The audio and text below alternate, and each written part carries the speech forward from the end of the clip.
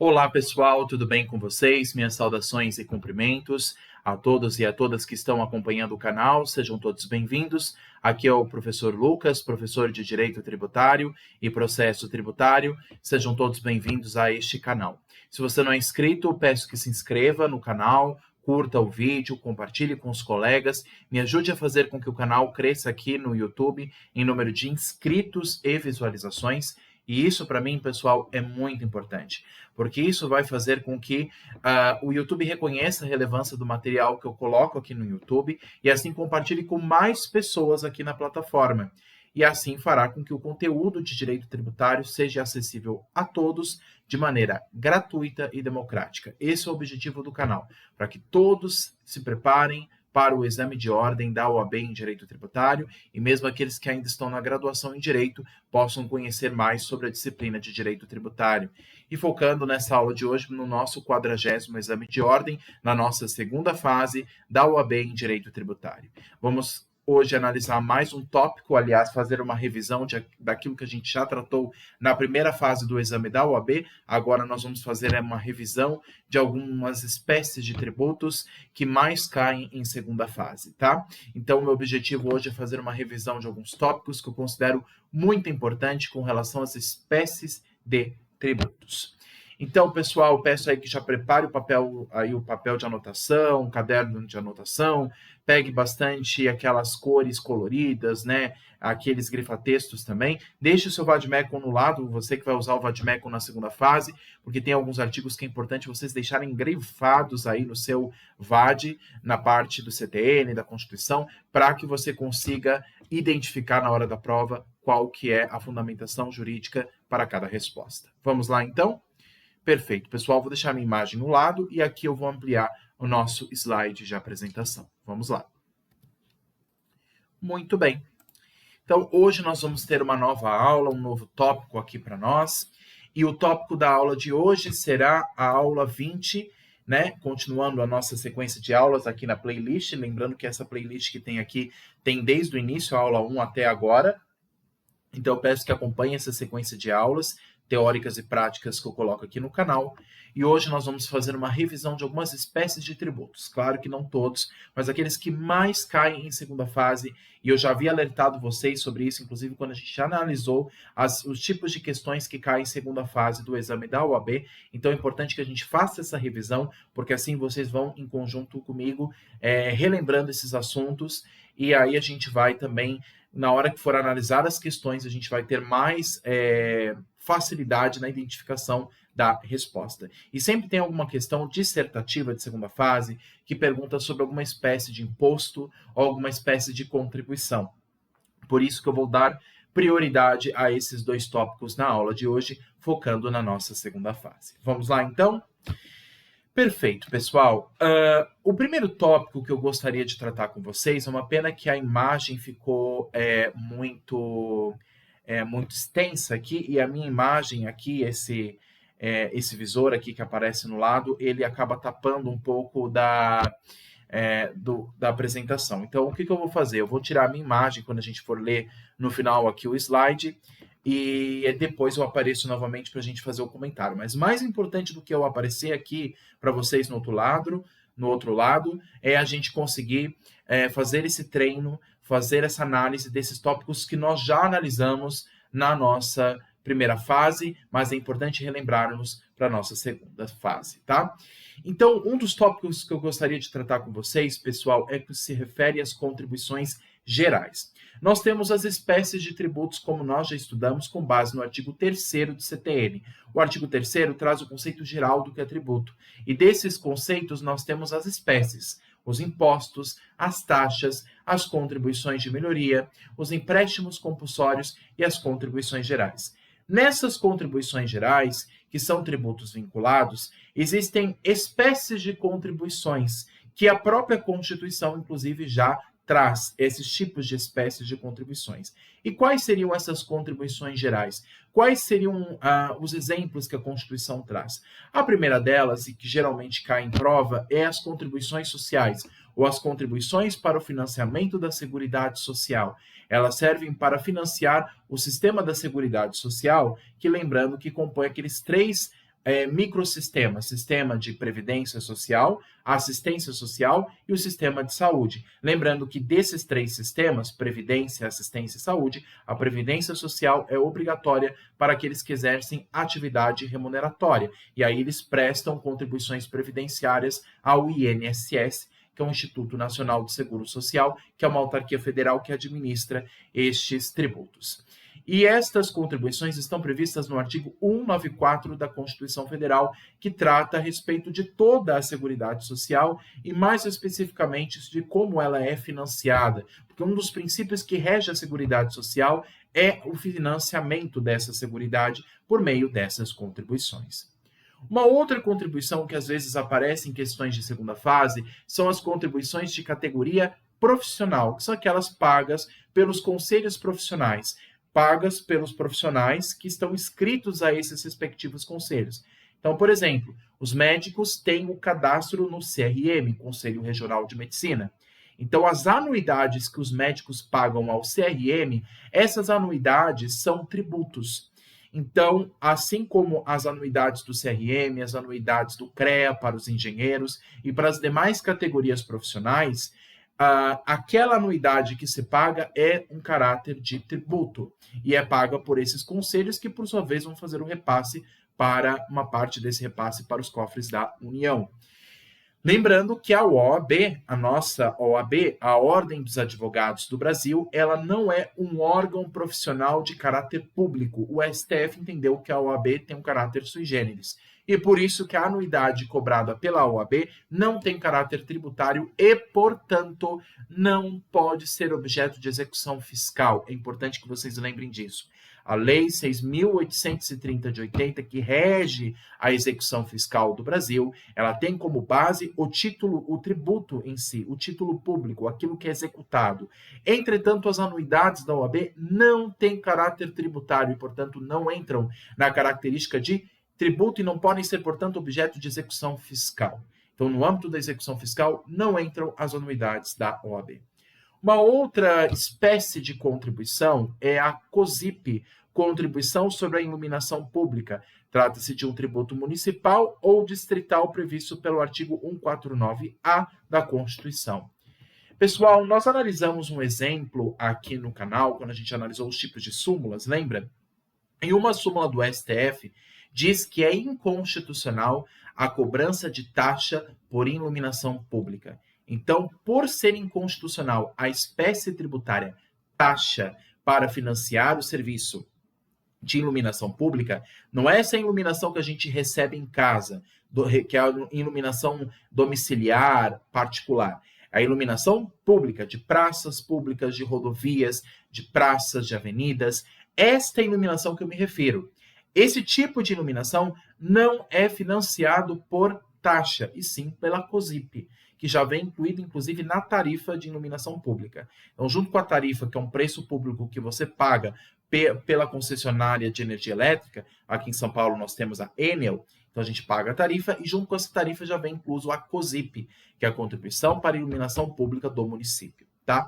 Que não é taxa, tá? E lembrando que tarifa não é taxa, tá, gente? Quando eu falo tarifa de iluminação pública, é preço público, mas não é tributo. É um valor que é pago para uma concessionária de serviço público, é uma empresa particular, muitas vezes, que presta esse serviço em nome do Estado. Aqui no estado de São Paulo, nós temos a Enel, como eu falei, que presta esse serviço de fornecimento de energia elétrica em nome do governo do Estado, tá?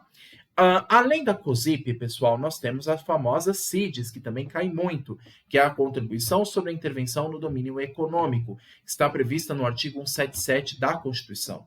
E ela é um tributo de competência exclusiva da União, portanto, um tributo federal, e ela serve justamente para financiar a atuação da União na economia em setores específicos, como o setor petrolífero e o setor de gás natural.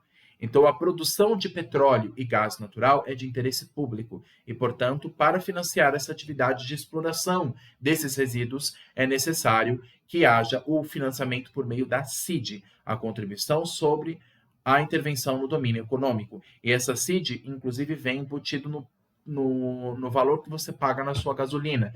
Por isso que existe a famosa CID combustível. Então, para financiar essas atividades prestadas do Estado ao particular, essa atividade de exploração de determinados setores, geralmente de mineração, petrolíferos ou de gás natural, elas são financiadas por meio da CID, que é a Contribuição sobre a Intervenção no Domínio Econômico. Há setores estratégicos que só o Estado acaba explorando, dentre eles o setor petrolífero, e por isso que é financiado pela CID. Tudo bem? Então, nós temos 4 espécies de contribuições para lembrar na nossa prova. A primeira contribuição é a social, a segunda é a contribuição profissional, a outra é a COSIP, Contribuição para a Iluminação Pública, e, por fim, a famosa CID, Contribuição sobre a Intervenção do Domínio Econômico. Perfeito, pessoal? Essa é a primeira questão que eu gostaria de tratar com vocês, esta revisão geral, esse panorama geral das espécies de contribuições, tá? Que geralmente cai alguma questão dissertativa de segunda fase, daquelas 4 questões, sempre tem alguma questão perguntando a respeito desse assunto. Então, fiquem atentos a isso. Vamos lá, então, pessoal. Mas, como nós sabemos, não existe só as contribuições. Os impostos também caem muito na segunda fase. Então, o que eu fiz na primeira fase com vocês lá no início?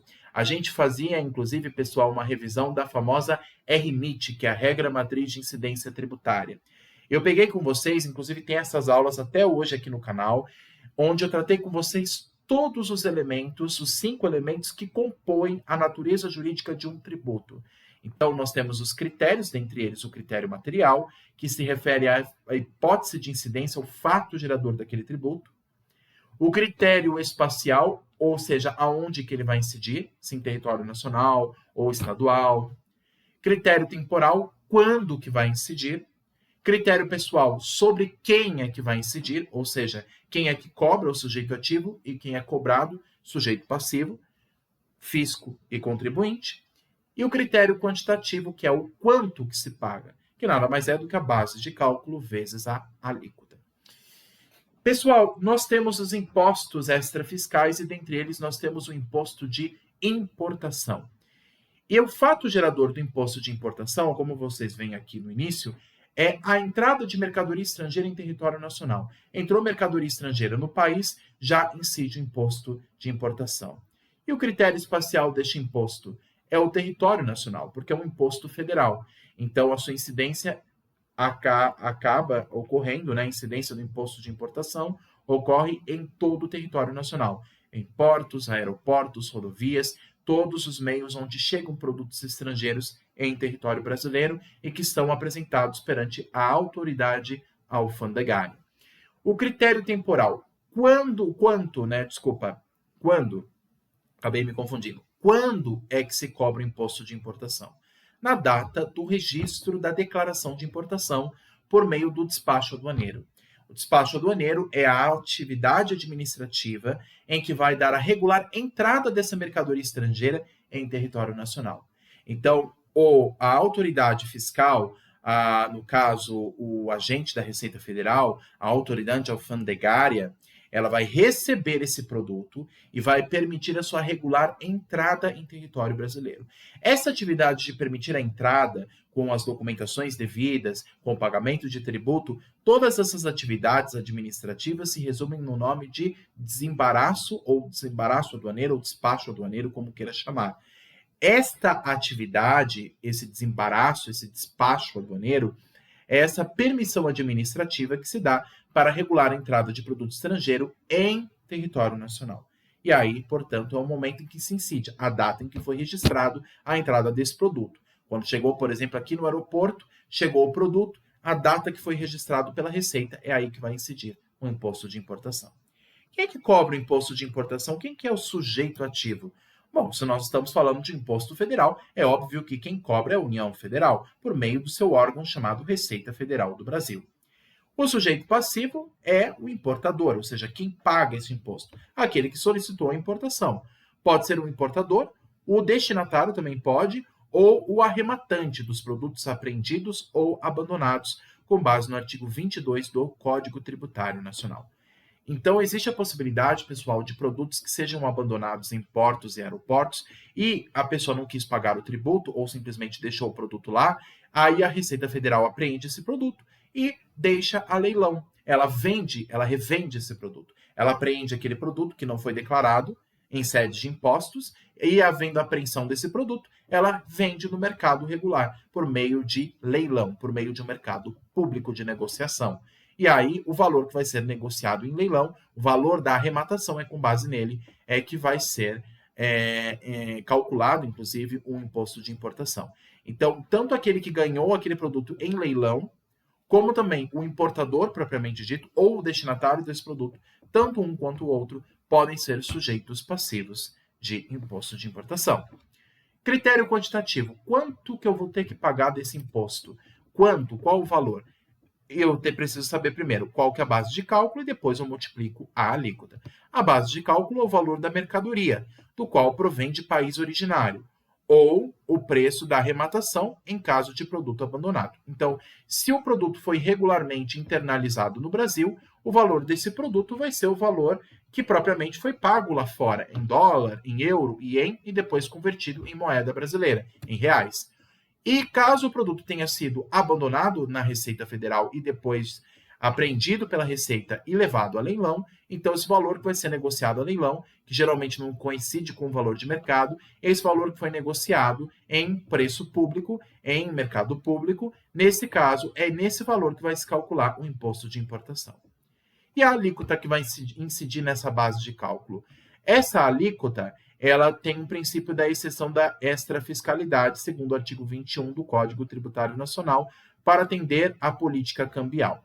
Pessoal, a alíquota do imposto de importação, assim como dos demais impostos extrafiscais, como o imposto de exportação, o IPI, o IOF, podem ter suas alíquotas alteradas por mero ato do Poder Executivo Federal. Não precisa de lei para alterar as suas alíquotas. E por que essa alíquota pode ser alterada tão facilmente por um ato do Poder Executivo? Em virtude desses impostos regularem determinadas atividades econômicas e para atenderem à política cambial, que é muito dinâmica. Inclusive, quando você vê a cotação das moedas, o real às vezes está acima, às vezes está embaixo, aí depois vem o peso argentino, o euro, o dólar, o ien, sempre as moedas estrangeiras têm uma grande rotatividade. Então, para acompanhar essa dinâmica, esta política cambial, as alíquotas desses impostos extrafiscais podem ser alteradas com mais facilidade por ato do poder do presidente, do Poder Executivo Federal, para que ajuste esse valor de acordo com a política de mercado, e assim regulando aquele produto. Tudo certo? Então, base de cálculo vezes a alíquota para se chegar ao valor do imposto de importação.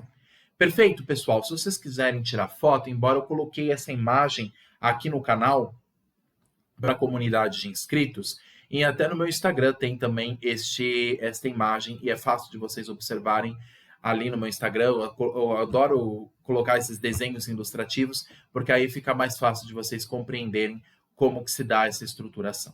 Tudo bem? Essa é a regra matriz do imposto de importação. O imposto de exportação, ele tem uma característica praticamente idêntica do exportação, só muda o efeito. A importação é quando o produto estrangeiro chega em território nacional. E a exportação é quando o produto nacional vai para o território estrangeiro. Só muda o deslocamento. Um vem de fora para dentro, o outro vem de dentro para fora. Então, mas a regra é basicamente a mesma. Qual que é o critério material do imposto de exportação? A saída regular desse produto para território estrangeiro, do território nacional brasileiro para território estrangeiro. Critério espacial, onde que incide? Em todo o território nacional. Imposto de exportação também é um tributo federal, incide em todo o território. Critério temporal, quando é que vai incidir? O momento em que for registrado a saída da mercadoria do território nacional, ou seja, o momento que foi registrada a sua saída perante a autoridade alfandegária. O sujeito ativo, ou seja, o critério pessoal, quem é que cobra esse imposto? Se ele é federal, só pode ser a União por meio da Receita Federal do Brasil. Sujeito passivo é quem está exportando, quem está cedendo produto brasileiro em território estrangeiro. Então, esta exportação de produto, esse exportador é quem paga este imposto ou quem a lei a ele equiparar, segundo o artigo 27 do CTN. E o critério quantitativo, que é a base de cálculo vezes a alíquota, que geralmente é o valor propriamente do mercado, o valor da exportação, vezes uma alíquota que pode ser ajustada, porque também o imposto de exportação é um imposto extrafiscal, e o critério quantitativo tem como base os artigos 25 24 e 25 do Código Tributário Nacional. Tudo bem? Então, o imposto de exportação, pessoal, ele é basicamente parecido com o imposto de importação. Só muda o deslocamento da mercadoria. Importação é quando entra, exportação é quando sai. Mas a regra é basicamente a mesma e ambos são impostos federais e extrafiscais. Perfeito? Ok. Qual outra espécie que eu poderia destacar aqui com vocês? Uma outra espécie que eu considero importante, pessoal, que embora ela tenha sido reformada e tenha sido atingida pela reforma tributária, é uma espécie que ainda está vigente no nosso território. Mas a banca FGV aos poucos vai deixar de perguntar esse imposto, porque como ele foi suprimido pelo IBS, que é o Imposto sobre Bens e Serviços, que é o novo imposto que vai incidir com base na reforma tributária aprovada pelo Senado ano passado, este IPI ele vai ser suprimido aos poucos, junto com os outros impostos, como o ICMS, o ISS, e eles vão ser suprimidos em um único imposto. Essa é a intenção da reforma tributária. Mas, pessoal, ainda o sistema antigo está vigendo, até porque a reforma tributária ainda está em período de vacatio legis. Este imposto ele ainda está em vigor. Então, aos poucos ele vai desaparecendo, mas ainda a sua regra mantém. E eu tenho uma aula, inclusive, aqui no canal, pessoal, falando do imposto de importação, explicando para vocês como é que é a sua regra matriz de incidência. O critério material está previsto todo ele no artigo 46 do CTN, do Código Tributário Nacional. Mas, basicamente, o imposto de importação, ele incide sobre o quê? Ele vai incidir sobre os produtos industrializados, manufaturados, que foram sujeitos a um processo de industrialização, de aperfeiçoamento, de empacotamento, que foram sujeitos a esse procedimento industrial. Critério espacial. Onde é que vai incidir? Em todo o território nacional. É claro, é um imposto federal. Seja por produto desenvolvido no Brasil ou importado do estrangeiro, mas internalizado no Brasil através do desembaraço aduaneiro. Então, tanto o imposto vai incidir sobre produtos produzidos aqui no Brasil, como de produtos estrangeiros que chegam em território nacional. A partir do momento que ele chega, não tem que arcar apenas com o imposto de importação, mas também com o IPI importação. Perfeito? Critério temporal. Quando é que incide o IPI? A partir de qual momento? Segundo a legislação, a partir do momento em que ocorre a saída da mercadoria da indústria ou em caso de produto estrangeiro de desembaraço aduaneiro. Em caso de abandono ou apreensão, a partir do registro da arrematação. Tá? Então, nós temos dois momentos. Ou a partir do momento em que ocorre a saída de mercadoria da indústria, em caso de produto estrangeiro, no desembaraço aduaneiro, ou em caso de abandono do produto, o momento que foi registrado a arrematação. Então, a partir do momento que foi registrado, a data é que vai incidir o IPI. Sujeito ativo. Bom, sujeito ativo, claro, se é um imposto federal, só pode ser a União, por meio da Receita, que vai cobrar o IPI. Sujeito passivo pode ser tanto aquele que está no início da cadeia de produção, o fornecedor do produto, pode ser o comerciante, então depende da legislação. E isso quem fala é o artigo 51 do Código Tributário Nacional. Peço desculpas aqui, pessoal, que ficou redundante aqui do CTN e do CTN. Na verdade, é só do CTN, tá? Desculpa, é que eu coloquei aqui duas vezes. Então, no artigo 51 do Código Tributário Nacional, vai estar elencado todos os contribuintes do IPI. Entre eles, óbvio, o fornecedor de produtos, aquele que vai dar origem a um produto manufaturado, um produto industrializado. Aquele que dá origem a uma coisa, é ele que vai arcar com o ônus do IPI. E o critério quantitativo, pessoal, é a base de cálculo, que é geralmente o valor do produto que foi comercializado, do produto industrializado, vezes uma alíquota determinada em lei que pode ser ajustada por ato administrativo, já que o IPI também é um imposto extrafiscal. Tudo isso está previsto no artigo 47 do Código Tributário Nacional. Perfeito, pessoal? Essa aula tem aqui no canal no YouTube. Se vocês tiverem dificuldade de achar a aula de IPI, me avisem, que aí eu repasso para vocês. Se não me engano, é o vídeo mais assistido aqui das aulas que eu tenho de espécies tributárias. Perfeito. Continuando a nossa análise de IPI, nós temos um outro tipo de imposto extrafiscal, também de competência federal, que é o IOF, Imposto sobre as operações financeiras. Embora, pessoal, esse nome aqui é resumido, inclusive a gente viu isso na hora da prova. A gente viu que, inclusive, pessoal, quando a gente estudou para a primeira fase, que o nome completo do IOF, na verdade, é Imposto sobre Crédito, Câmbio, Seguro e outras atividades financeiras. Então, ele resume todo esse nome comprido que tem lá no artigo 153 do CTN, desculpa, no artigo 153 da Constituição, que fala das espécies de impostos federais. Em vez de falar todo aquele nome, imposto sobre seguro, câmbio e demais atividades financeiras, para resumir tudo aquilo, ele só chama de IOF, Imposto sobre as Operações Financeiras.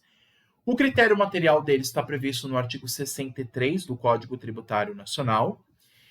A regra dele é que vai incidir sobre qualquer operação financeira em que o nome está previsto. Então, operação de câmbio, de seguro, operações bancárias, vai incidir o IOF.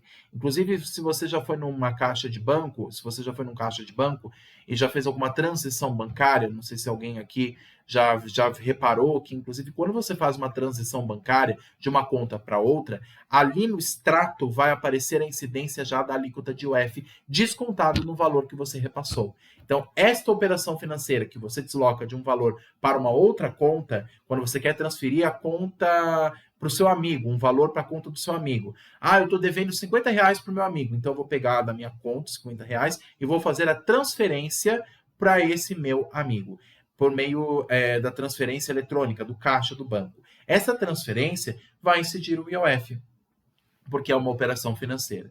Tudo isso está previsto no artigo 63 do CTN, que fala das hipóteses de incidência do IOF. Critério espacial. O critério espacial é o local onde vai incidir, que no caso é o território nacional. Óbvio, imposto federal vai incidir sobre todas as operações que ocorrem aqui, com exceção de operações de crédito, seguro e câmbio realizadas no exterior. Aí, claro que lá a regra é a regra do país onde está, não é a regra do Brasil. Mas ocorreu a operação financeira no Brasil ou saiu de fora e chegou no Brasil, vai incidir o IOF. Critério temporal. Quando que vai incidir o nosso IOF?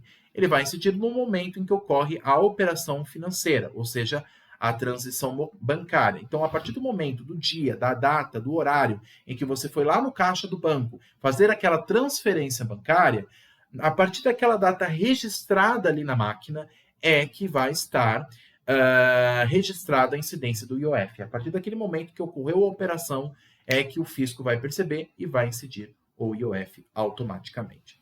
Perfeito? Critério pessoal. Claro, se é um imposto federal, só pode ser a União que cobra, por meio da Receita Federal, que é o sujeito ativo. Sujeito passivo é o artigo 66 do CTN, o artigo 66 do Código Tributário Nacional, que diz quem pode ser contribuinte do IOF. No caso, o contribuinte do imposto é qualquer das partes na operação tributada, como dispuser a lei federal nessa disciplina, e existe uma lei federal de IOF que trata quem é o sujeito passivo, quem começou o câmbio, quem propôs o câmbio, ou quem recebeu o valor bancário, ou quem propôs a transação bancária. Lá a lei vai especificar quem que é o contribuinte do IOF em cada operação de seguro, de câmbio e demais operações financeiras. Critério quantitativo estão previstos nos artigos 64 e 65 do CTN, que é a base de cálculo vezes a alíquota. Geralmente, como vocês sabem, como o próprio nome já diz, é o valor da operação financeira vezes uma alíquota que pode ser ajustada por ato do Poder Executivo Federal para também atender às políticas cambiais e, assim, por isso, a alíquota do IOF também pode ser alterada por mero ato do Poder Executivo Federal, já que o IOF, o Imposto sobre as Operações Financeiras, é um imposto extrafiscal. Então, nós vimos 4 impostos extrafiscais. Sempre tem uma questão de prova que pergunta. Imposto de importação, imposto de exportação, o IPI e o IOF. 4 impostos federais, previstos todos eles no artigo 153 da Constituição. Perfeito? Muito bem. Depois de ver o IOF federal, qual outro imposto que a gente poderia aqui destacar para a nossa segunda fase? Um outro imposto federal, pessoal, embora ele não seja extrafiscal, mas que ele tem uma grande recorrência, é o imposto de renda. O imposto de renda, pessoal, ele tem uma regra específica. E a regra geral é aquela estabelecida pela Constituição Mas lembrando que existe uma exceção para funcionários públicos. Cuidado com isso. Sempre tem uma questão de segunda fase que pergunta imposto de renda retido na fonte para funcionários públicos. Cuidado. A regra é imposto federal, então quem vai cobrar esse imposto é a União. Mas se falar de servidores públicos, pessoal, cuidado. Na primeira fase da OAB sempre tinha uma questão perguntando disso. Então, servidor público é óbvio que quem vai cobrar é o ente político ao qual esse servidor está vinculado. Se eu sou servidor público do município de São Paulo, quem vai reter na fonte o imposto da minha conta? Vai ser o município ao qual estou vinculado, a prefeitura. Se eu sou o servidor público do estado de São Paulo, quem vai fazer a retenção do imposto de renda sobre o meu salário? O governo do estado. E assim por diante. Então, funcionário público tem regra específica, mas a regra geral é ele será de incidência da União, imposto federal. Critério material, ele incide sobre a aquisição de renda ou proventos de qualquer natureza, explanados pela lei, estipulados pela lei. Pessoal, não interessa se o nome é renda, se o nome é honorário, se é salário, se é gorjeta, acréscimo, bonificação, não importa o nome. O CTN diz claramente, não importa o nome. Entrou dinheirinho na conta, vai incidir imposto de renda. É simples assim. Houve dinheirinho na minha conta, não importa se o nome é renda, salário, bonificação, honorários, não importa. Dinheiro entrou, tenho que arcar com o imposto de renda. Então, é fato gerador de imposto de renda. Por isso que ele fala aquisição de renda ou provento de qualquer natureza. Também bens móveis, bens imóveis, bens materiais ou imateriais, mas que tenham valor econômico. Aí houve acréscimo para mim, vai incidir imposto de renda. Mas cuidado, pessoal. Também tem uma súmula do STF e também, se não me engano, do STJ, dizendo o seguinte: indenização não incide imposto de renda. Então, indenização por danos morais, indenização por danos materiais, não incide imposto de renda. Por quê? Porque aí eu não estou oferindo renda. Eu estou recebendo de volta aquilo que foi tirado de mim. Se eu tive um prejuízo, eu estou recebendo indenização. Então, essa indenização serve para tapar o prejuízo que eu sofri. Não é um lucro que eu estou tendo. O lucro é quando eu estou bem e fico melhor ainda. Não é uma reparação, quando eu reparo um dano. Essa reparação do dano, por meio da indenização, não tem caráter de renda, nem de lucro. Né? No caso, o imposto de renda vai incidir apenas sobre, de fato, acréscimo patrimonial, e não sobre indenizações, nem de dano material e nem de dano moral. Perfeito? Critério espacial. Todo o território nacional. Imposto federal vai incidir em todo o território, ou mesmo até fora, se houver funcionários do Brasil no exterior. Então, vamos imaginar, funcionário do Banco do Brasil. Funcionário do Banco do Brasil concursado, trabalha em uma agência bancária do Banco do Brasil em Miami, nos Estados Unidos. Vai incidir imposto de renda no salário dele? Vai. Ah, mas ele está nos Estados Unidos. Não importa, ainda mais porque ele é servidor público federal. Ele está vinculado a um ente público do Brasil. E o salário sai daqui do Brasil para o estrangeiro. Então, vai incidir na fonte, antes de chegar no estrangeiro, vai incidir aqui no Brasil a incidência do imposto de renda. Critério temporal, lembrando que o imposto de renda segue o princípio da anterioridade anual. Então, houve alteração de determinação de lei, de um lado, se houve alteração de uma lei no dia 10 de outubro de 2024, já vai valer no dia 1º de janeiro de 2025. A anterioridade nonagesimal não é aplicado aqui, apenas a anterioridade anual. Então, a anterioridade anual se aplica para o imposto de renda. Critério pessoal. Quem cobra é a Receita Federal, em regra. Lembrando da exceção que eu disse a respeito dos servidores públicos. Sujeito passivo é quem tem renda. Pode ser pessoa física ou jurídica. Pessoa física paga o IRPF, Imposto de Renda da Pessoa Física, e a pessoa jurídica paga o IRPJ, Imposto de Renda da Pessoa Jurídica. Agora, qual é a base de cálculo e a alíquota do imposto de renda? Para a pessoa física, pessoal, será o valor total dos rendimentos do ano. Então, todos os salários, bonificações, acréscimos patrimoniais que teve naquele ano será declarado no site da Receita e é com base nele que vai se calcular o imposto. Agora, se for uma empresa, depende do porte da empresa. Para as empresas pequenas, a apuração vai ser por meio do Simples Nacional. E o Simples Nacional, a apuração é feita todos os anos. Para empresas de lucro médio ou longo, aí o lucro é real ou presumido. Se for um lucro médio, será presumido. E se for um lucro muito alto, será por meio de lucro real a apuração desse valor da empresa, do quanto que ela lucra, para que se incida o imposto de renda sobre os seus rendimentos. Tudo bem? Então, a depender do rendimento da empresa, quanto maior o rendimento que ela tiver, mais complexo é o sistema de tributação que ela vai sofrer. Agora, se for uma microempresa, empresa de pequeno porte, aí a apuração será por meio do Simples Nacional. E lembrando que a alíquota do imposto de renda ela é progressiva. Quanto maior a base de cálculo, quanto mais o ganho, mais eu pago. Maior será a alíquota que vai incidir neste tributo, nesta base. Tudo bem? Então, nós temos aqui 5 critérios. Critério material, espacial, temporal, pessoal e quantitativo. Tudo bem? Muito bem, pessoal. Se vocês tiverem dúvidas com relação a esses tópicos, deixem aqui nos comentários que eu vou respondendo vocês.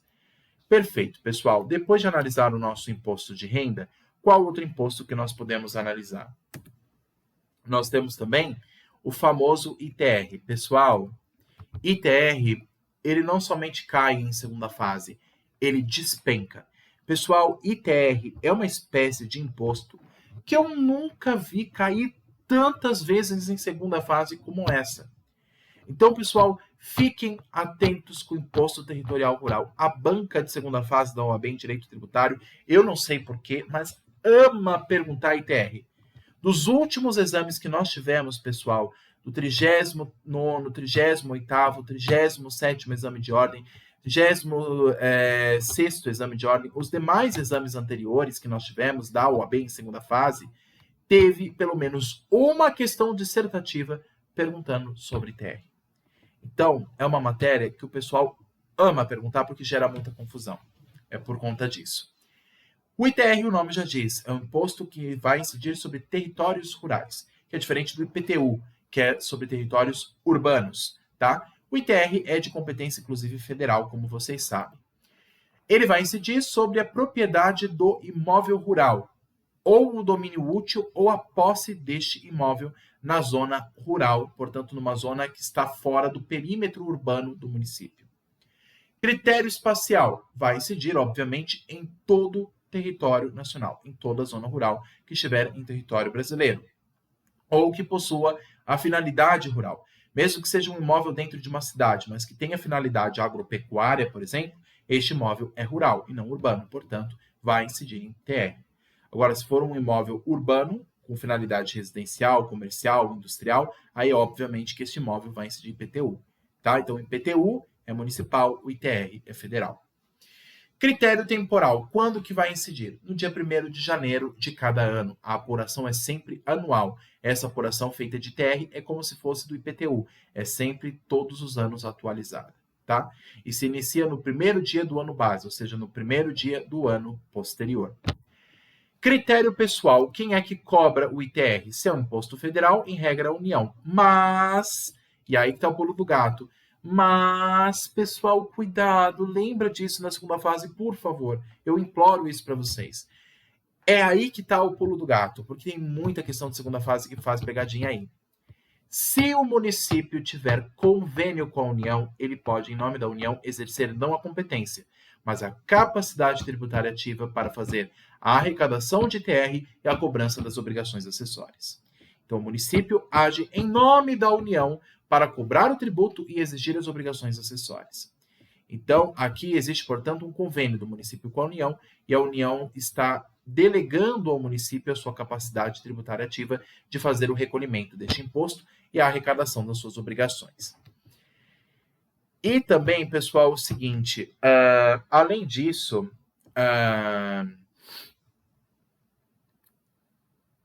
exatamente. Então, o sujeito ativo pode ser, e geralmente é o município, que tem um convênio com o Estado, com a União.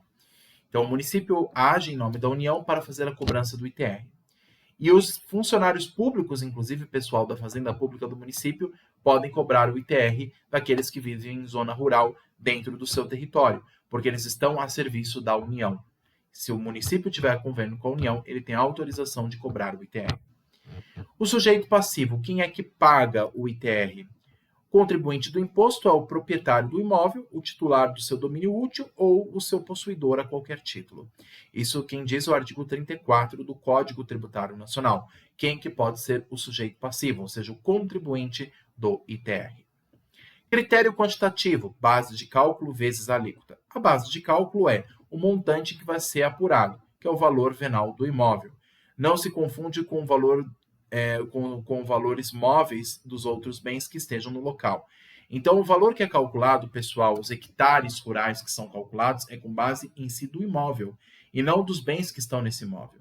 Diferente do IPTU, o ITR não está nem aí se a fazenda tem tantos armazéns, tantos bois, tantas vacas, tantos carros, tantas pessoas. Não interessa o que tem ali no imóvel, interessa o imóvel em si.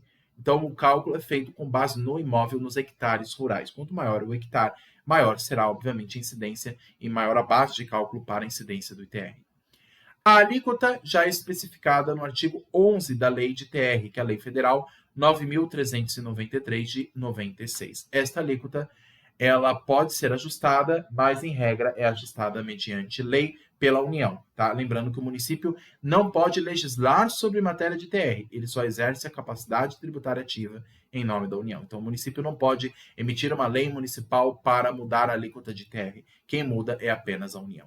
E a alíquota é estabelecida pelo artigo 11 da Lei de TR. E quanto maior for o hectare dessa zona dessa zona rural, quanto maior os hectares rurais, maior será a incidência da alíquota. É uma alíquota, portanto, progressiva a depender do valor da base de cálculo. Perfeito? Muito bem. Um outro imposto que eu gostaria de citar com vocês, pessoal, que é um imposto também que às vezes cai bastante em segunda fase, é o IGF, o Imposto sobre Grandes Fortunas. Embora o IGF, pessoal, ele não tenha ainda já legislação prevendo ele, mas ele está previsto na Constituição. Não existe ainda sua vigência, porque não foi ainda proposto uma lei complementar para legislar sobre o IGF, o Imposto sobre Grandes Fortunas. Mas ele é um imposto que ainda é previsto no texto da Constituição de competência federal. Lá no artigo 153 vocês conseguem verificar que lá está previsto o IGF, o Imposto sobre Grandes Fortunas. Portanto, pessoal, para instituir este imposto, precisa de lei complementar para estabelecer a sua regra matriz de incidência, ou seja, saber quem que é o critério material, espacial, pessoal, quantitativo. Então, todos esses critérios que a gente está vendo, ele vai ser estabelecido apenas por meio de lei complementar, não pode ser lei ordinária. Então, a União não tem competência para, por meio de lei ordinária, estabelecer o IGF, porque a Constituição já disse de maneira clara que tem que ser por meio de lei complementar. Da mesma forma, fazendo um paralelo aí com os tributos extrafiscais, com os tributos residuais, como, por exemplo, os impostos residuais e as contribuições sociais residuais. Estes novos impostos e estas novas contribuições sociais, que a gente chama de residual, a União tem essa competência residual, mas somente pode ser exercida por meio de lei complementar, não pode ser por meio de lei ordinária. É importante dizer isso. Perfeito, pessoal? É basicamente isso que eu gostaria de citar aqui. E aqui eu coloquei no lado, pessoal, uma hipótese de como poderia ser a sua regra matriz de incidência, sua RMIT. É claro que ainda não há uma lei específica tratando do assunto. Mas o que eu gostaria de mais chamar a atenção de vocês é o fato da questão da lei complementar. Quando a Constituição diz que tem que ser por meio de lei complementar, então é uma exigência condicional. Ela está limitando o poder do Estado, está dizendo o seguinte: olha, Estado, olha, poder público, você pode criar esse tributo, mas tem que ser por meio de lei complementar. Se não passar no Congresso, não pode ter esse tributo. Perfeito? É importante fazer esse destaque. Ok, pessoal, esse é o IGF, o Imposto sobre Grandes Fortunas. E um outro imposto, pessoal, que eu gostaria de citar com vocês, de destacar, embora ele é um imposto muito complexo e que vai ser suprimido pela reforma tributária aos poucos, é o ICMS. Imposto sobre a Circulação de Mercadoria e Serviço. Pessoal, eu gostaria de chamar uma atenção de vocês para uma coisa. Geralmente, em segunda fase, quando pergunta sobre ICMS, eles querem saber se é de competência do Estado a incidência do ICMS ou se pode cobrar o ISS municipal. Lembrando que existe diferença entre os dois. O ISS é tratado pela Lei Complementar 116. Já o ICMS é previsto pela Lei Complementar 87 de 96, que é a famosa Lei Candir. A lei de ICMS, pessoal, existe uma lei geral que vai incidir sobre todos os estados membros e existe essa lei complementar 116 que vai incidir sobre todos os municípios, que aí é para o ISS municipal. Lembrando que a lei de ISS ela tem um rol taxativo de serviços em que incide o ISS. E se não tiver o serviço elencado naquela taxa, naquela lista taxativa, que está na Lei Complementar 116, se o serviço não se encaixar em uma dessas hipóteses da lei, portanto, ele vai incidir por exclusão o ICMS estadual. Então, a regra é aplicar o ISS. A exceção é o ICMS, que é de competência dos estados. Lembrando que o ICMS é destinado ao lançamento por homologação, assim como o imposto de renda. O lançamento por homologação, um ato administrativo que, primeiro, vai pedir com que o contribuinte preste todas as informações ao fisco e pague o tributo. E depois de feito tudo, o fisco só vai verificar se foram feitas todas as declarações devidas e se o valor pago está correto. Se estiver tudo certo, ele apenas carimba, homologa e encerra o assunto. Esse é o lançamento por homologação. E esse lançamento aqui incide sobre o ICMS e também o imposto de renda. E o sujeito passivo, quem é que pode pagar o ICMS? Dentre eles, por exemplo, pessoal, é o importador, o destinatário do serviço, o adquirente em licitação, o adquirente de lubrificantes e combustíveis, com base no artigo 4º da Lei Candir. E também, pessoal, existe uma questão interessante. Na relação de consumo, no primeiro nós não temos o fornecedor, aquele que produz o produto, e no final nós temos o consumidor, que é aquele que consome o produto e extingue o produto, correto? A regra é que o ICMS vai incidir sobre o produtor e depois é que ele vai repassar esse valor ao contribuinte. Então, o produtor daquele produto, ele vai arcar no início da cadeia de consumo com o ICMS. O ICMS faz uma arrecadação antecipada, que é permitida em lei. Aí ele paga o ICMS, o produtor daquele serviço, e aí, além do valor do produto que vai ser comercializado, ele já vai embutir o imposto que foi descontado dele, que é o imposto de ICMS. Aí você paga, além do valor do produto em si, você paga tantos de ICMS que foram pagos lá no início pelo fornecedor do produto e que está repassando agora para você, consumidor final. Tudo bem? E o critério quantitativo previsto no artigo 8º da Lei Candir diz que as alíquotas podem variar a depender da operação, se forem interestaduais, intermunicipais ou até internacionais, tá? Então, pessoal, falou de serviço interestadual, intermunicipal, saiu do município, é de competência estadual. Então, vai incidir o ICMS. Perfeito? E uma outra questão que cai bastante em segunda fase, como caiu bastante também na primeira. Caberá ao Senado Federal, mediante resolução, estabelecer um limite. O Senado Federal, pessoal, como vocês sabem, é uma casa do Poder Legislativo que representa os interesses das federações, dos estados e dos municípios e também do Distrito Federal. Quem vai estabelecer um limite mínimo ou máximo de alíquota de ISS e ICMS é o Senado. Por exemplo, a alíquota mínima de 2% de ICMS que incide sobre os produtos, no caso pelo município que cobra esse imposto, essa alíquota mínima quem estabeleceu foi o Senado Federal. Da mesma forma, o ICMS ele vai ser cobrado por cada estado e aí vem o Senado Federal e diz o seguinte: olha, estados membros, vocês só podem cobrar a alíquota até tantos por cento. Passou disso, é ilegal e aí não pode ser cobrado o imposto. Então o Senado vai colocar uma barreira. Até tantos por cento os estados da Federação Brasileira podem cobrar o ICMS, justamente para evitar aquele efeito de competição entre esses estados, para evitar o efeito da chamada guerra fiscal. Para evitar essa guerra fiscal, esta competição desleal entre estados, se estabelece um mínimo ou máximo de alíquota de ICMS, a fim de que os contribuintes saibam quanto pagar e os produtores não possam escapar de um valor mínimo a ser cobrado pelo Estado. Tudo bem?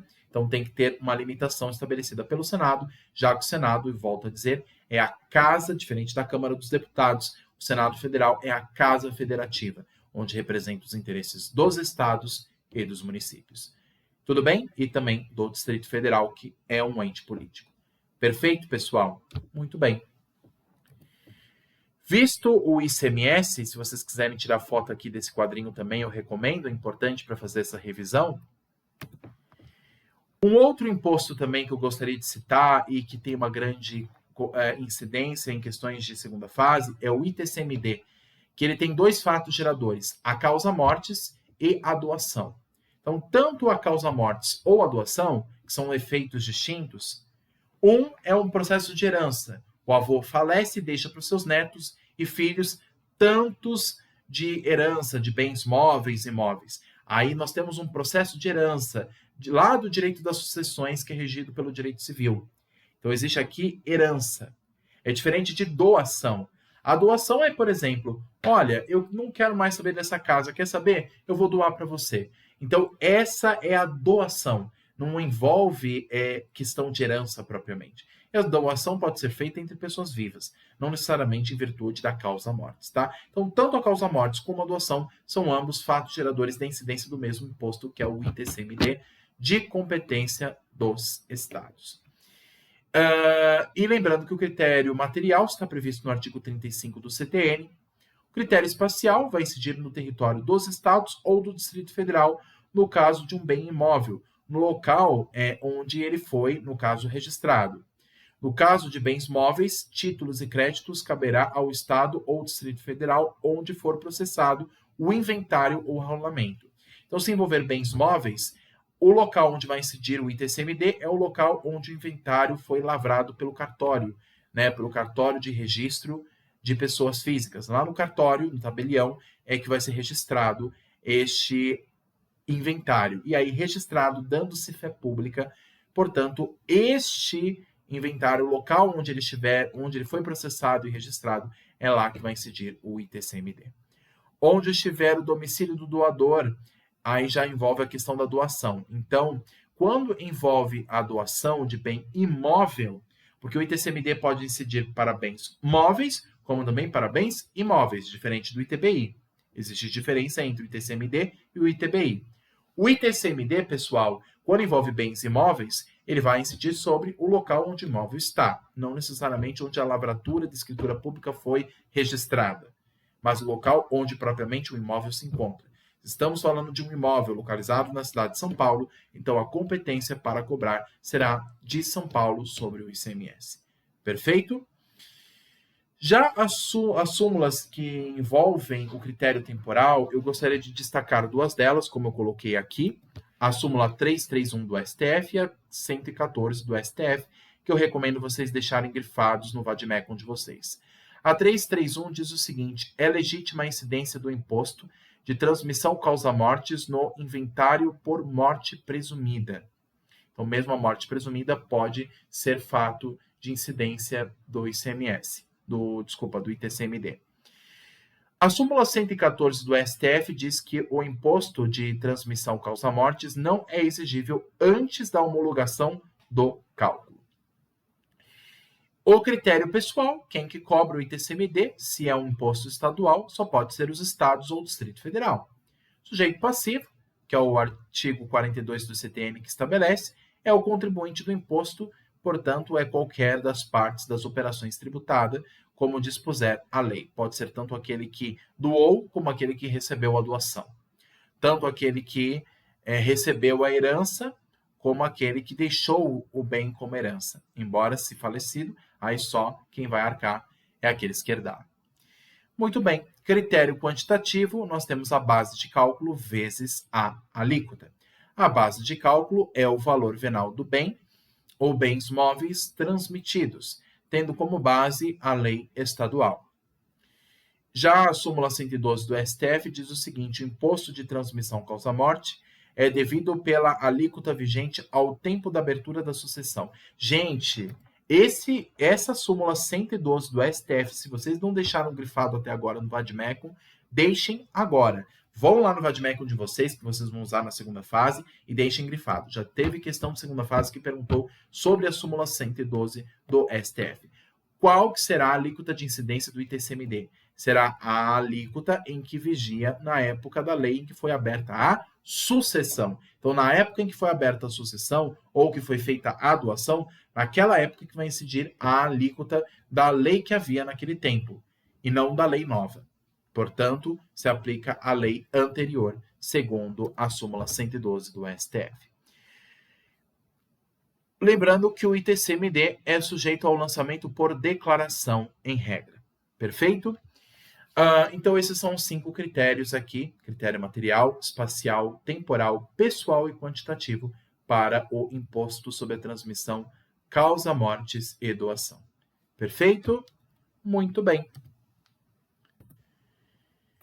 Então, pessoal, basicamente é isso que eu gostaria de tratar com vocês. A aula de hoje foi uma aula mais resumida, mas são várias espécies de tributos. Eu quis fazer um apanhado geral com vocês aqui, para vocês relembrarem daquilo que a gente já tratou aqui no canal. E recomendo que vocês vejam as aulas que eu tratei aqui com mais profundidade, cada uma dessas espécies, para que vocês relembrem a regra matriz de incidência de cada um desses impostos e contribuições que nós analisamos.